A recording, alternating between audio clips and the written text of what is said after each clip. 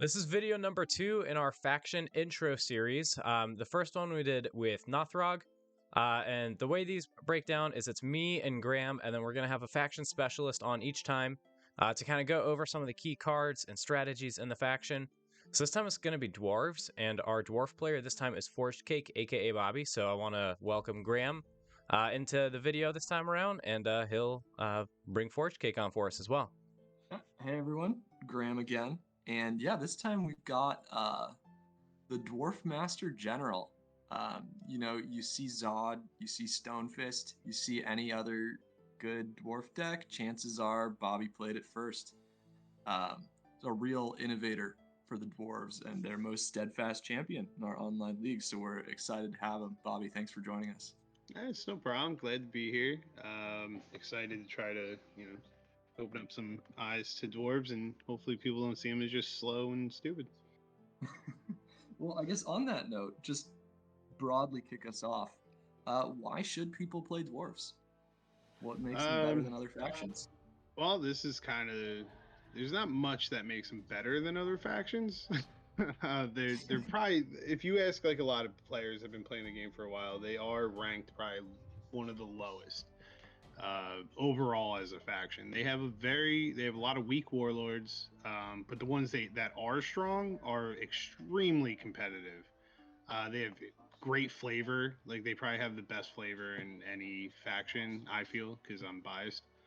And they just feel right, man. They're sturdy, they're strong, they have cool characters. I think maybe besides Free Kingdoms, they have very specific cards that only interact with dwarves. So you get like kind of like that like loyalty out of them, which is pretty. I was drawn to them right from the start. Yeah, lot of synergy. The only other thing that I would add to that is that dwarves probably play around items better than any other faction. Oh yeah, by far. Very item heavy, and a lot of characters that go very well in them. But we'll get into that later in the video when we get to those characters. I think as a whole, dwarves are pretty defensive as well. Obviously, there are some more offensive warlords, which again we'll dive into a couple of them on the board as well. But I think by and large, dwarves lean more towards defense than most other factions. Yep, they used to be high AC, high hit point, beat sticks. That's what they did. Took a while to get their game going, but if you get them on turn 4 or 5, they start cruising, and it's really hard to stop them. Yeah, so continuing on that theme, what would you say right now in Ancients are the sort of best dwarf archetypes for a deck?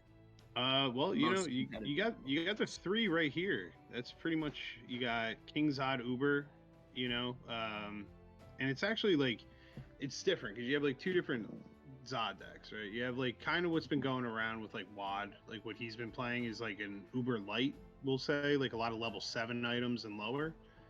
So he could, if you get blitzed down, he could equip everything in the front rank and still hit that 30 plus AC. So that's kind of, it's probably the better of the 2 Ubers. But then Zod, you could equip, level 10, 11 items, like, and just sit there and become like untouchable, unkillable. Like those are like the main 2 for Zod. You also have like the Blitz deck, that you could go to, which we'll talk about. But Zod's king for a reason. There's not much he can't do.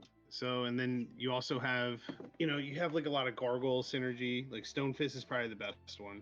Like if we're just going down the top 3 right now. He just, you can't go wrong when you have a fighter cleric that could do 2 wounds per shot. You could stun him up to the front because then you have cards like Opal Gargoyle. Opal allows you to ready after your opponent passes. You ready a fighter with 1 strike. Stonefist has 1 strike, so you just keep the turn going and keep the pressure on. Probably one of the few aggressive dwarf decks out there. Every other deck takes a little bit of time to do. They're, like I said, they're very sturdy. Stonefist hits hard, he hits fast, he hits consistent. So there's not much that the only problem is upfront fighters and ancients are just rough. Like they're always rough. You got anything you want to add to that, Graham? Yeah, just the other thing, I feel like Stonefist was real popular maybe 2 years ago, but we've seen less of him recently, and at least part of that is the 6 skill. Well, the 6 skill is all right because you're usually putting like with Nilrums, and we'll get to them too. But like with Nilrums, the Stoneguard's mace and everything, your skill actually gets higher than most like other warlords in the game. I think what the main problem is that you're running into a lot of high attack decks. Like you have like Wheel of Death, Mass Blessings, all that stuff. So unless your AC is in 25 plus, like you're not safe. Like you'll just get pinged down. So upfront warlords are not in a great spot. I'd say out of any of them, it would have to be, as we saw, like Artec and probably Stonefist are still viable. I guess, yeah, maybe another draw is Stonefist can make a lot of attacks in a turn, but they happen one at a time. So tempo not, loss, like, yeah. Yeah, you're not breaking your opponent. You're grinding them down. Left in their hand. Yeah. Now, the upside to doing the strikes one at a time is it does kind of draw out your turn, which might bait your opponent into a pass, so then you can then play the Opal Gargoyle. You know, if you took 4 swings at a time, you'd likely be passing well before your opponent. That's actually a great point, Wyvern, to bring up, is because one of the main things that you have to do with Stonefist is plan out your turn, but what we like to call strategic passing, is trying to pass so you're not using all your actions all at once. So then your opponent ends up running out when you say have like a flame blade or equip an item, you know, when they have like 1 or 2 actions left to bait out that pass, because that's the magic word in Stonefist. If your opponent passes, you drop an opal, that turn is yours. Like you win that turn. Exactly. Okay, and then we finally got Noro. All right, so this is a new addition to the top of the Dwarves. This was a warlord that never really saw play ever, except when he came out. And then a card called Nephilim Gargoyle came out,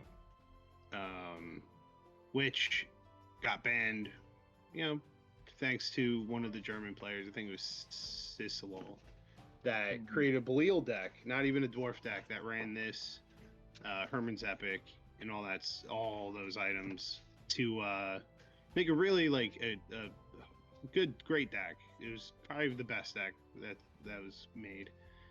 And now that this came off the ban list, it actually brings Y'all up to a top caliber warlord. Being able to discard to search for Nephilim with summon Gargoyle also, and to get like a level 5 Gargoyle, like Malachite Gargoyle or Alloy, you kind of get all the pieces. And then the other card that you would get with that is like Herman's Epic. You would use Herman's Epic's ability to kill Nephilim to get Flame Fang. Flame Fang gets another item, and it just gets rolling from there. Then you just start dropping big dudes. Like it's a combo deck. It's usually a Dragon Rancher deck, and it is. I just played in the last event, and I had a bad matchup round 1 in top 8, but it could get there. The deck could absolutely get there. Yeah, it is pretty spooky. So those are our big 3 when it comes to dwarves. But maybe, you know, for someone who's approaching dwarves and has a particular class they also want to try, I'm hoping you can recommend some warlords of different classes. So if there was a fighter warlord for a new player, oh boy, you got to go with the big boy Rack Ironbone. That's my favorite. Okay. My favorite dwarf warlord, favorite fighter. If you want something that hits hard and doesn't stop, it's my main man Rack. He's the first warlord to ever have 4 hit points.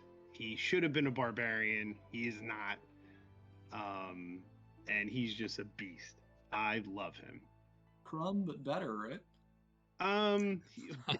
Yeah, stat wise after you use the order, but again, it's a theme of dwarves. They have a tempo loss. You know, you have to use your order to become better than Krun.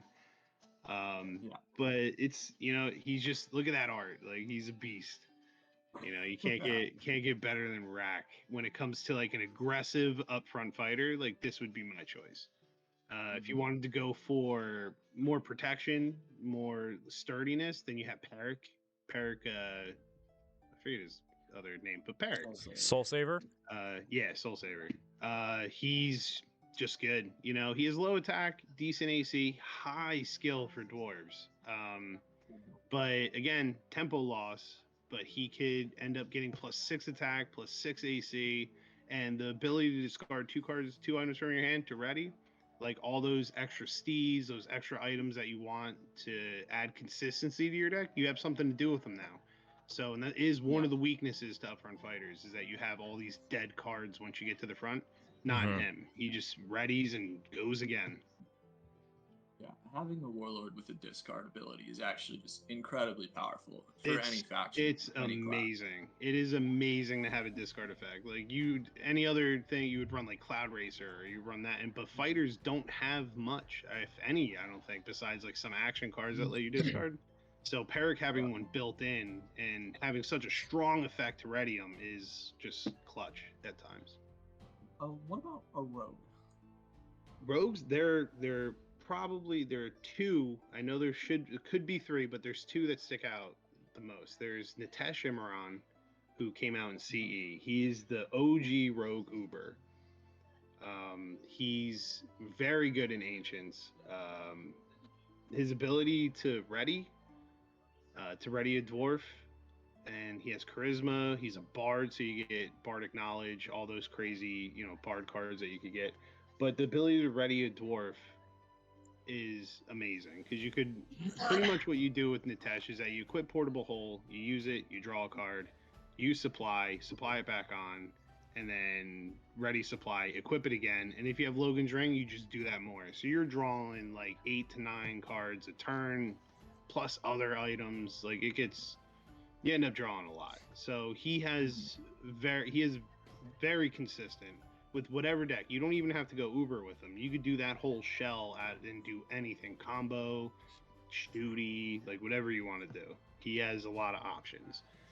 And then the second one would probably similar to Nitesh. It would probably be I think, I don't even know, say Kami, I don't know how to say. Fate Seeker, yeah. Fate Seeker, yeah, exactly. Fate Seeker is the same thing, very consistent. You have to run dungeons in your deck, which aren't, terrible, but Fate Seeker is a very consistent warlord. If you're going to go with Uber Light, or even with the Nightwalker set to shoot, it lets you just search your deck for an item. Once you remove, I think, is it remove? Yeah, remove a dungeon from the game. Easy DC 15, grab any item you want, and you're good to go. So It's just a lot of consistency with Fate Seeker. One downside I do want to note on Nitesh is that a lot of the stuff that he does, you mentioned like Bardic Knowledge, Charisma, his DC check, those are all skill based, and he does have a pretty low skill of 6. Yes, he does. You'll notice that is like a theme for a lot of dwarves. Not really the ones that we're seeing right now, but you'll see a lot of 8s, a lot of 6s. And we'll talk about the one with the 3. Okay, here's an easy one for you then. You won't have a lot of choices, and one of them's real bad. Dwarven Wizard. Oh, okay. The best one is probably Rockholm. Rockholm's probably the best wizard. No, I'm kidding. We got 2. You got Loki and you got Rockholm. Rockholm was the first Dwarven wizard ever to come out, and he's crap. But Loki came out as a promo, and when he first came out, he got errated pretty quick, because his ability to add to DCs and range strikes at a 5 made him unbeatable. Like it was disgusting. Like imagine Blood and Bone doing 3+5 strikes. He's Archer Tower on a stick, essentially. Yeah, exactly. You had items that were never played, and then all of a sudden they're played because you're adding 5 DC to it. Like a DC 11 turns into a DC 16. Like that's disgusting. So he got errated to where he's only adding 2 to everything. Still strong. I played Loki at Gen Con, and it was a lot of fun. He's a lot of fun to play. But the -1 level for casting spells sucks. It's awful. It's the worst downside ever. But then you do have Rockholm. I'm working on a deck for Rockholm. I'll eventually get there. It's tough. Let's not delve into Rockholm. No, we won't. That's all I'm saying. I'm working on it. He'll make cut one day. Okay. And then finally a cleric. Besides, there's tons. There's tons. Yeah. There's probably the best one as of right now is Priam Ironsoul. He's one of my favorites. That art isn't my favorite. I like the OG art, but he messes with your head. He's not for new players at all. but he's like the embodiment of a dwarven cleric. So his rank structure works as like a pyramid, and you know, like you start off, you have one character in the first, two, then three, then four. So like you build backwards weirdly.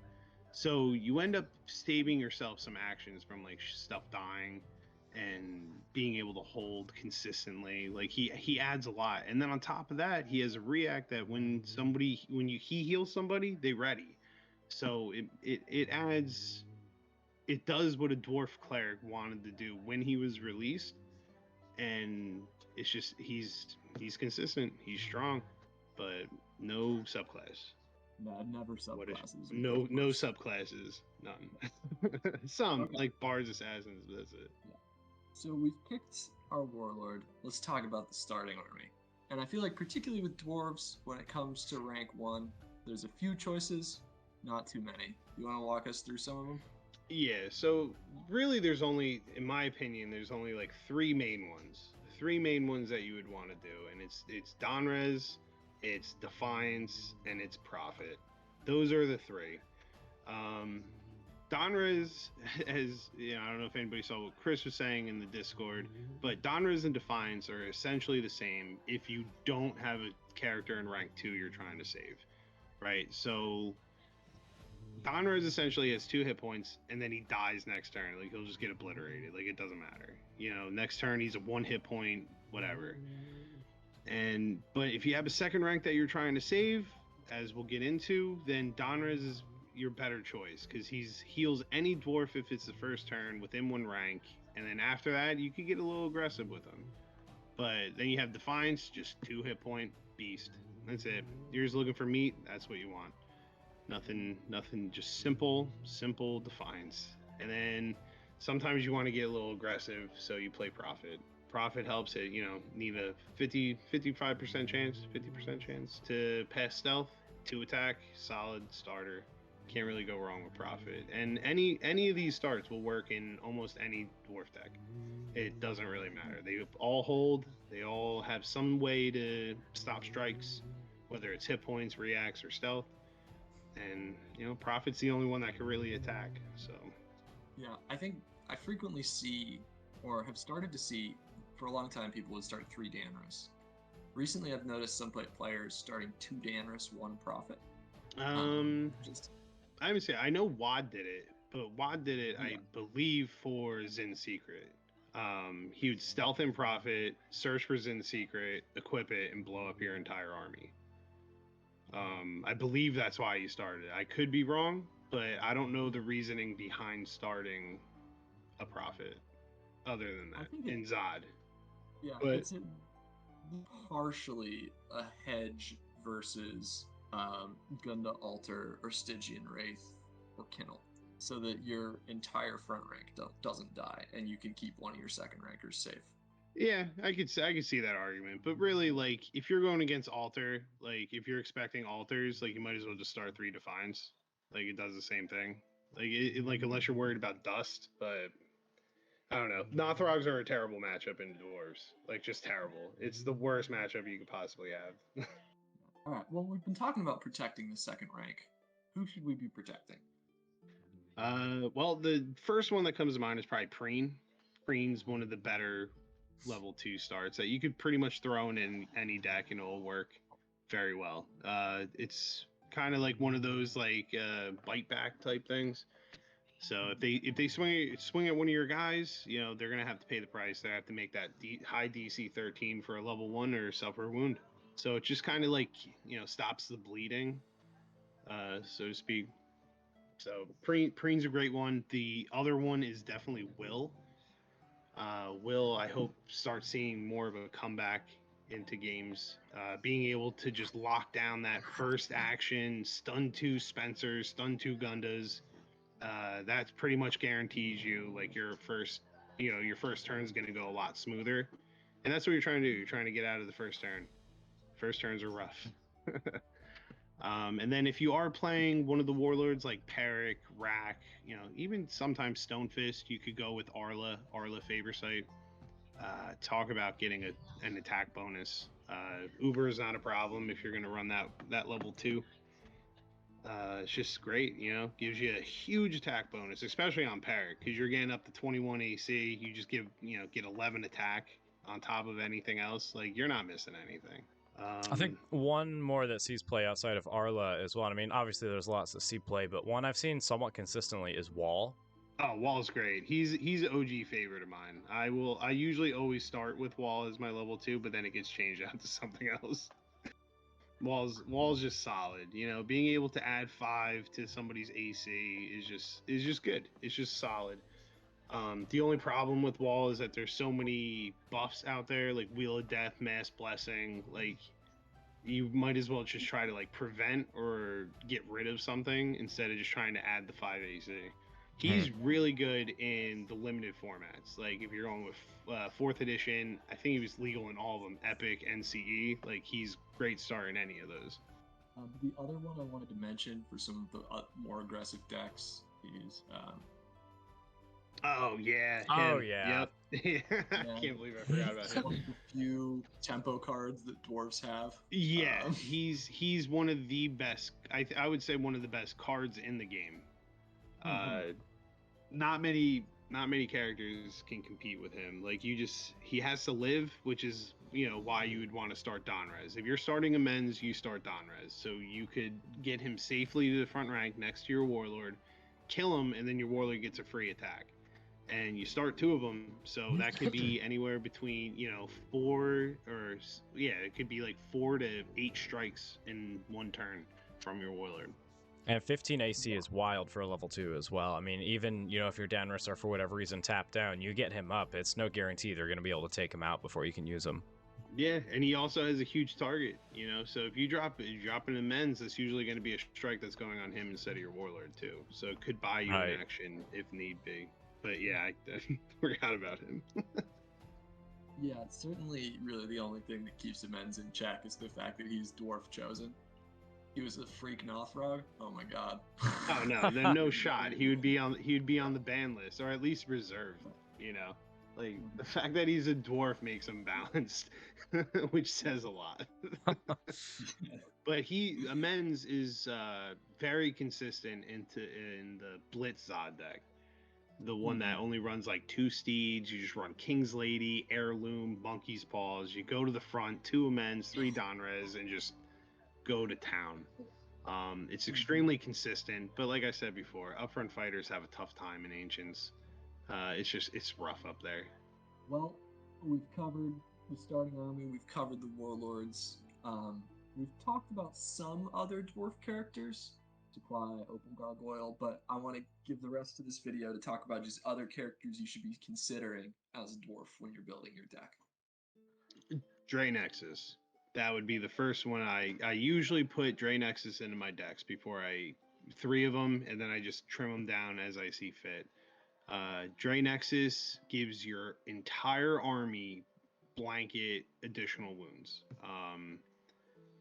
Granted, you have to hit by 5 or more and make it a crit, but most of the time, if you're noticing a theme for dwarves, is that the warlords do a lot of the heavy lifting. They don't have a phenomenally aggressive army, like, at all. Like, it's very support army. Like, the warlord does the work. So when you have Zod with an Arla on this Draenexes, your strikes are doing at least 2. Like, you're hitting by 5 or more every single time. So this gives your entire army that. So even in a cleric, if you're running mass blessings, buffs, you know, whatever it's title mace, whatever it is, Draenexes is almost like an auto include, at least a one of in any dwarf deck. And then, you know, then you also have, going into the theme of like, so how the army is very supportive, you have another main one is Mentor. Mentor is a phenomenal card that just allows your warlord to do multiple spend orders, attacking multiple times. It combos very well with supply, so you could supply on an item, use Mentor and ready if somehow you got stunned. It's a very, like, this is one of the best cards that ever got printed for dwarves. It's usually at least a one of in any deck that, you know, you're equipping items in. Same with supply. Supply is like an auto include. One that doesn't get talked about much, I feel, is Stockpile. Stockpile is a very underrated card. It's just great. Like, it allows you to gain that tempo that dwarves lose after its first turn, just to be able to equip an item, perform an order, equip an item, perform an order. So you could just go equip Litany of the Dead, pop it, stop those jackals from going. You could equip a bow and shoot it as soon as you do it. Like if you have any combo pieces that you need, you could do that, and Stockpile just allows that to happen. And just being able to reuse any spend items like Staff of Kazazi, Sionguard's Mace, anything like that, it allows you to do that too. Very underrated card that not many dwarf players I see play, or people who really put them in their deck anyway. It's an extremely good card though. 100% agree. As a dev player, Stockpile is the card that I want the most. Well, you had it and it got errated, so there you go. So the reason why Taltos got errated is because of dedication. Dwarves still have that infinite combo. They could do it. It's just not as good because there's no Jeffrey Drack. Yeah, but other uses for Stockpile, she takes the place of a steed. you play that's a steed, true. that's true. Steeds. Exactly. You got the other big thing is one of the main forms of item control. Wizards are pretty dominant in the meta right now, and they all run Wand of Negation. Wand of Negation does not work against Stockpile. Yep. Exactly. For most items. Yep. Real strong. Yep. They blank that item. You just pop it back, play it again. It makes one of the strongest items in the game completely irrelevant, and that's like as I said before, like that's like the theme of like the Dwarven army is very supporting of the warlords doing all the work. So you have an item that's important. Dwarves like items. Stockpile is your girl. Another one that I see as a one of in many dwarf decks. I almost feel bad about saying this, but I do not run Door to the World in most of my decks anymore. It is a phenomenal card. It is a great card. But it is, with how the meta is and going into, seeing Nothrogs every tournament, Door to the World is just a 2-hit point, 12 AC wall. That's it. If Altar wasn't so relevant in the meta, Door to the World would be amazing. And it still has its place in certain decks. Don't get me wrong. You still play upfront Warlords. You have to. But when you're worried about rank structure, the thing can't do anything. It's just sitting in rank 3. It could clog everything up. Sometimes it's not worth running it. In Priam, it's an auto include because your ranks are stupid anyway. So yeah. But Door is great. It's just you really gotta think whether you want to actually run it or not. It's tough. Another one I want to bring up is Denali Sagebound. That sees a good bit of play, especially in Uber decks like Zod. The card is disgusting. That card single-handedly makes people want to scoop, especially when you combo that with Cardinal's Blessing. You get +6 permanent stats to everything. It gives you a level, which is huge. If you're playing upfront fighter, this is almost an auto include, not just upfront fighters, but to make yourself level 6. So peace can't do anything. It makes it so people can't target you if it's equal or lower level. You're level 6. They can't do anything to you. It goes in Uber for that extra level for the stats. It's an incredible card. That card it's great. It's phenomenal. The interaction with Cardinal's Blessing is what puts it over the top, though. And then we haven't talked too much about gargoyles. Reason for that. Reason that you would talk about gargoyles ever is this little guy. This best dwarf uncommon. I don't know. It is the best dwarf uncommon and probably one of the best dwarves ever designed. This card was actually created by Rosenberg when he won one tournament, and his name is actually Merlin backwards. He is a staple. If you're running Gargoyles, he's a staple in it. If you're running Stonefist, that's an auto include 3 of. One of the main reasons why this card is so good is because dwarves can consistently get him out. Between cards like Summon Gargoyle and Knowledge. Knowledge is, I forgot to mention that in level 2s, that card may come back and start seeing some play, adding some consistency to your next hand. You kill Knowledge, you put a Gargoyle on the top of your deck. If you're running Draw, great. If not, you get it for next turn. Nilrim is a beast. 2 attack, 2 AC, 2 skill to every gargoyle that you have in play. And he could equip items. He could throw on Stoneguard's Mace with Baskerate Mark and just turn every gargoyle into a monster. Granted, a lot of the gargoyles aren't phenomenal, but there's some tricks out there, some niche cards that you could play. And the big thing as well is Nilrem stacks, so you get 3 of them out. That's +6 attack, AC, and skill. Yeah, it could get out of hand pretty quick with Nilrims. You get 2 Nilrims in your opening hand, like you're set. You're not really going anywhere for a while. And this is another card that's just sort of insane if you think about it, and held in check only by virtue of being a dwarf and specifically a gargoyle card. Summon Gargoyle, which is just like run 3 extra copies of whatever gargoyle you want. You can decide when you play it. Yeah, that's insane. That's insane. It's one of the few cards that dwarves actually have that's better than most. Summon Gargoyle, man. That card came out. It's been a staple in every dwarf deck, every dwarf cleric deck that's running gargoyles. Like back then, you used to just go summon Gargoyle for Limestone, and Limestone gets Slate. Like that's what you did.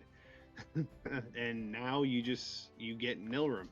You summon Gargoyle for Nilrim, stack them up, and make your army, unkillable. Close to it. You can still kill them. They die a lot. But you'll get them. All right. Well, thank you for sharing all this insight with us, Bobby. Any final remarks you want to make on the state of dwarves? And final pitch for newer players? You're gonna get frustrated. You're gonna get frustrated playing dwarves. It's tough. It's not the easiest faction to play. They're not the best, but the cards they do have, that are good, you'll win with them. And just play around with them. There's a lot of interaction with the dwarves. There's a lot of things that you could do, and they're a lot of fun. Like I love building decks and doing crazy crap with all these little rascals. But yeah, that's it. Just have fun with them. If you want something easy to play Deveranians. Yeah, that'll wrap up the video.